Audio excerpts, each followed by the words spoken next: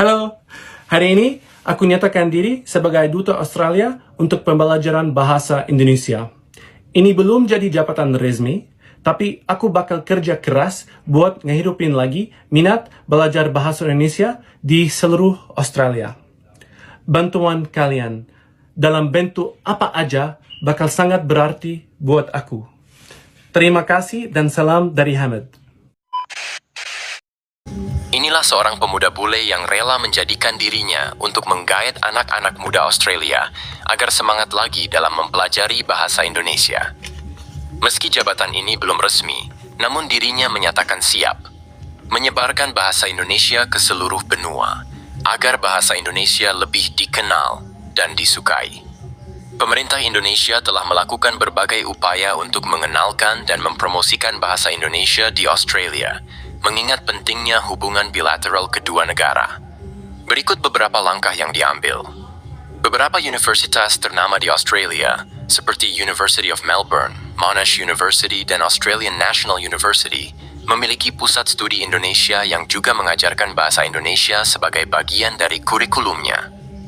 Pemerintah Indonesia mendukung kegiatan ini melalui kerja sama akademik dan budaya.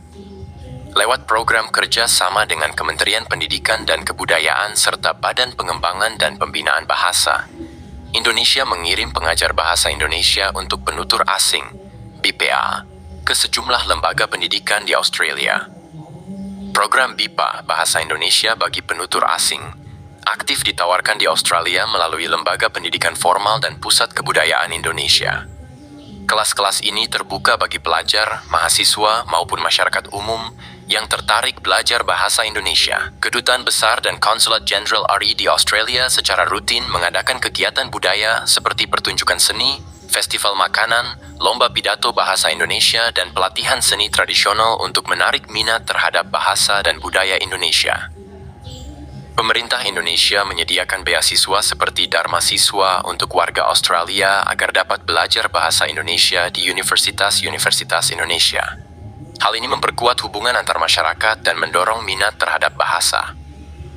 Ada banyak kemitraan antara sekolah di Indonesia dan Australia yang memfasilitasi pertukaran pelajar dan guru.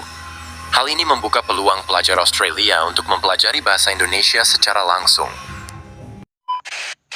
Karena ada banyak pertanyaan dari video kemarin, aku jelasin sedikit lagi ya. Kenapa aku pilih bahasa Indonesia? Jadi waktu mulai primary school, jadi sekitar umur 6 tahun, aku sudah mulai belajar. Dan kenapa bahasa Indonesia ditawarkan oleh sekolah aku, itu terserah sekolahnya ya.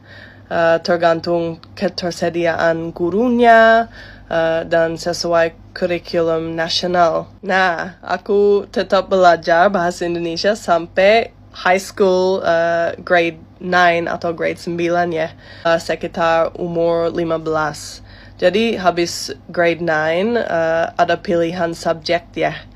Jadi kalau mau lanjut belajar bahasa Indonesia boleh, tapi kalau mau pilih subjek lain boleh juga. Jadi aku mau lanjut karena udah sangat tertarik dengan bahasa Indonesia dan aku juga senang banget belajar bahasa Indonesia. Ternyata sampai akhir high school umur 17 atau 18 tahun aku udah belajar bahasa Indonesia lama banget ya. Jadi aku masuk sekolah negeri dalam periode tahun 1996 sampai 2010. Tapi sekarang keponakan aku yang lagi belajar di sekolah di Australia lagi belajar bahasa Mandarin. Jadi fokus kurikulum nasional sudah ganti dari beberapa tahun lalu ya. Oke, semoga udah jelas ya. Boyfriend saya berbicara bahasa Indonesia dan kami berbicara tentang